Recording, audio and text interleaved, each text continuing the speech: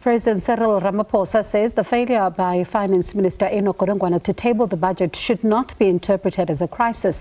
The President says even mature democracies around the world where there are coalition governments, the budget is a contested terrain. Ramaphosa was addressing the media on the margins of the G20 Foreign Affairs Ministers meeting in Johannesburg, and the President says the Government of National Unity will find one another over the budget. For more on the budget speech, let's now speak to Finance Minister Enoch Godongwana. Minister, good evening to you and thank you so much for your time. So of course, you've said that the postponement of your budget speech shows that cabinet members are actively engaging in key government matters. Yet, you still have those in the political sphere who are saying that, they're claiming the victory here, saying that, they continue to lead the charge. For example, a few days ago, we were in conversation with the Democratic Alliance after the press briefing you held. They still say that they led the charge when it comes to this, and they're still claiming that this is their moment. It seems this issue is still being politicized. Give us your version of events quickly. Look, I don't want to comment on the Democratic Alliance victory claim. I think they are suspect they've got an identity crisis in the GNU in which things they feel to be submerged. They've got to jump up sky high and to be seen to be doing something. That's not what I'm going to be talking about. I think there was a robust debate in terms of the revenue source. Everybody agrees the strategic thrust and the priorities we've identified for funding are critical for South Africa moving forward. The question is, how do you fund those priorities? And when you speak about these priorities, I'll get to them in just a moment, but there is, of course, the concern around government that has been speaking about a purse that is quite tight for quite some time now. But one would look at, for example, the cost of the printing of documents, MPs flying to Cape Town, SAPS deployment, among others. When we keep on hearing that things are tight as far as the public purse is concerned, was this not wasteful expenditure, though? What do you mean by wasteful expenditure? For everyone to get to Cape Town and then be told that the budget speech is not going ahead. I don't know how to classify that as wasteful expenditure by government, because if you invite Bungwe travels as their own expense, there's no expenditure by government. What about the printing, Minister? The printing of documents and the deployment of SABC, for example, it would have cost. The printing of document, of course, would have been seen as wasteful expenditure, if you say, but it was a necessary thing to do, because if you are preparing to table a budget, you've got to print the documents.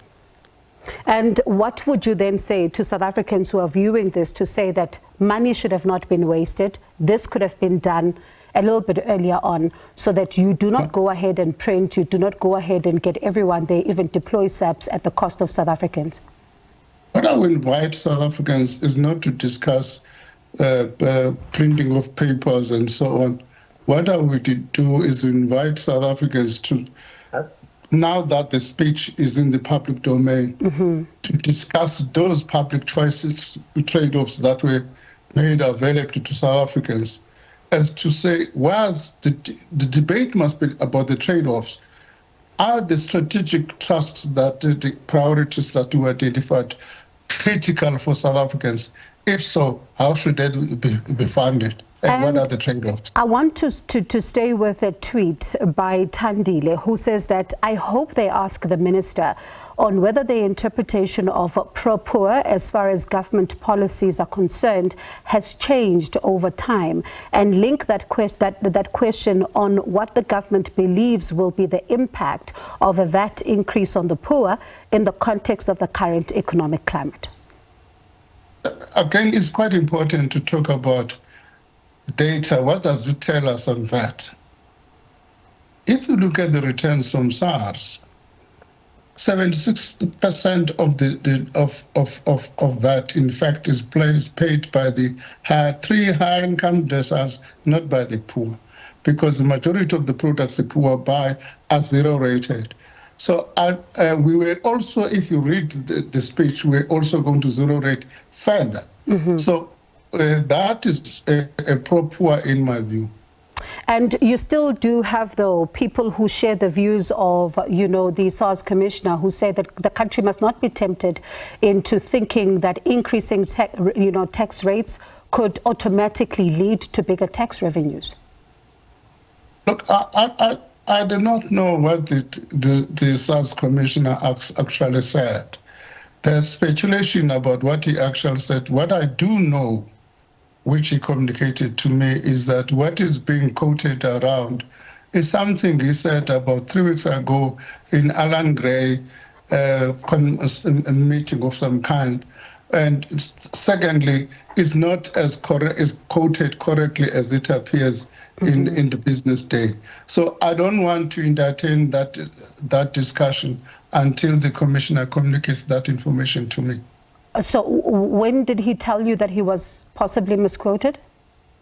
On Monday, when this thing appeared in the business day, I sent him and I've called him, and he sent me a WhatsApp clarifying that. So I knew by Monday that he was, according to him, misquoted. And when you look at this particular speech, you say that South Africans should be engaging with it and engaging with the trade-offs currently. You are now working towards the 12th. Should we expect drastic changes to what has been presented, or the overall look and feel in terms of numbers could potentially be maintained? First and foremost, Cabinet is still going to meet on Monday to look into that.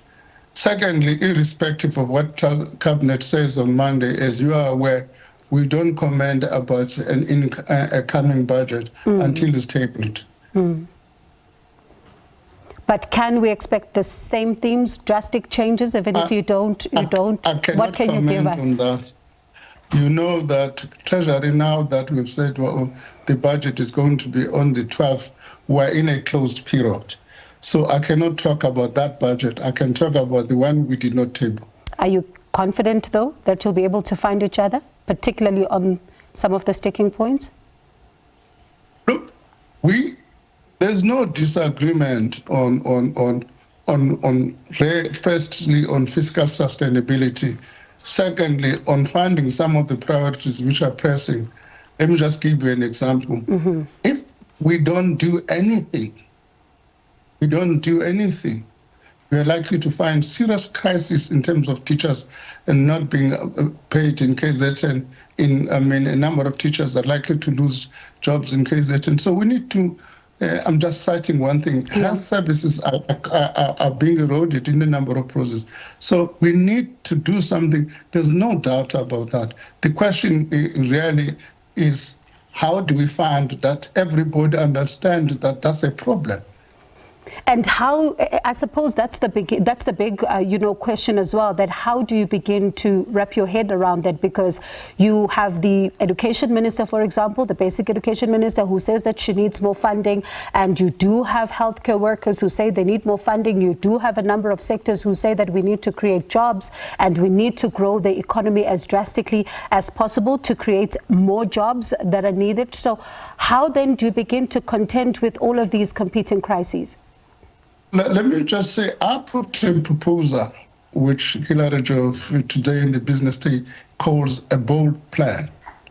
And that proposal talks about how do you fund those social services sufficiently.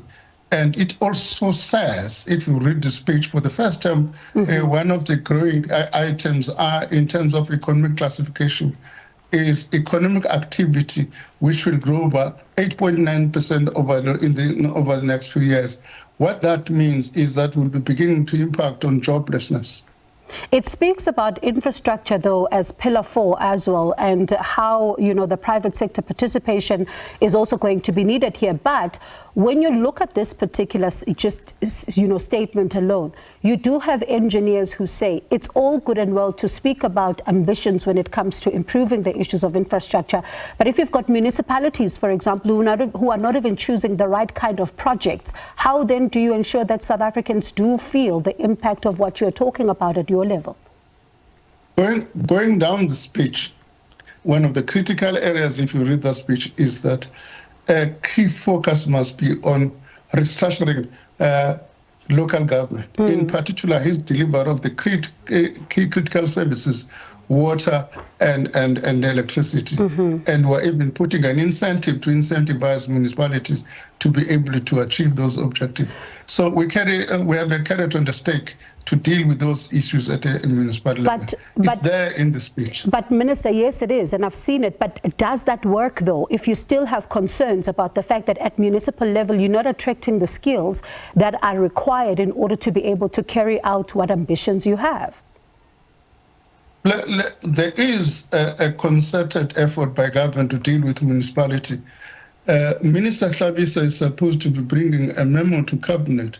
Of course, I'm working with National Treasury, which myself, where we identify what are the key interventions to make municipalities functional.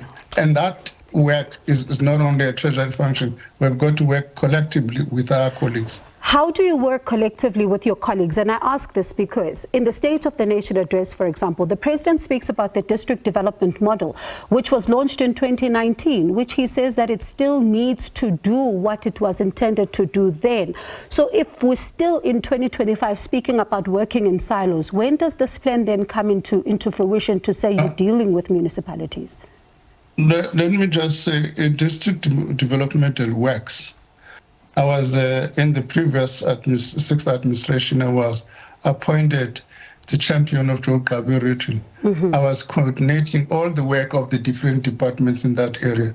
I've now been moved, which is going to be my other key area, Chris Ane district, where I'm going to be coordinating the work of all other departments so that we work together in achieving the better outcomes for that district. And there's still a fragmentation, though, and a concern that if it's... I can't comment about other districts. I'm saying there's no... In the district that I was working, there was no fragmentation. And that's the one district. But the concern then, Minister, is, right, yes, it may work there. But if you have all these ambitious plans and you're dangling the carrot and you're saying you'll be rewarded if you do this particular work, and then it does not, one, meet the in fact, when you get to municipalities, there's still a concern of the skills. There's still a concern when it comes to fragmentation. There's still a concern about the fact that they're not even choosing the right kind of infrastructure projects. Then how then do you begin to translate what you have on paper into action? I mean, I don't know when you talk about skills and fragmentation. I said, I can't speak for my colleagues in respect of their districts, but I'm saying in most districts where we coordinate, there's no fragmentation. Secondly, I want to dispute that this notion that there are no skills in the municipality. Let me just give you an indication. Cabinet asked us to look at CFOs across the system from local government to national.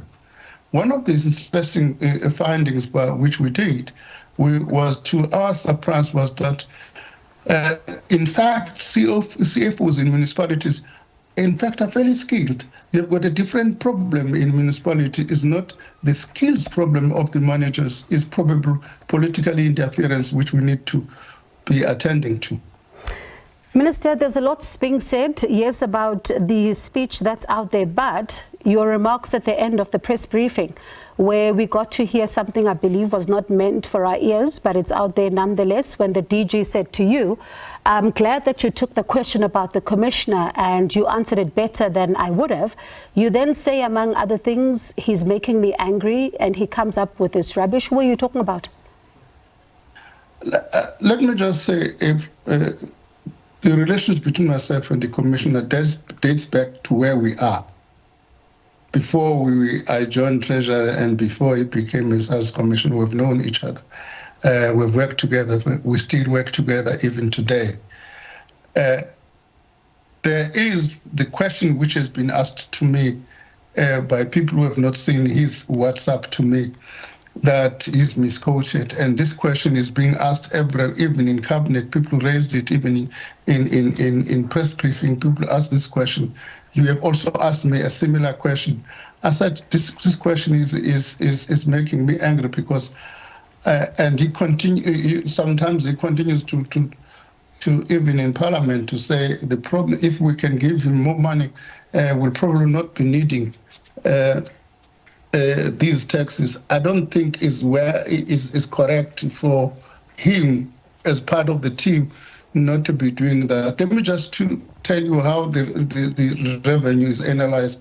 There's what is called a Revenue Analysis Committee, ROC, which is composed of National Treasury, SARS, and the Reserve Bank.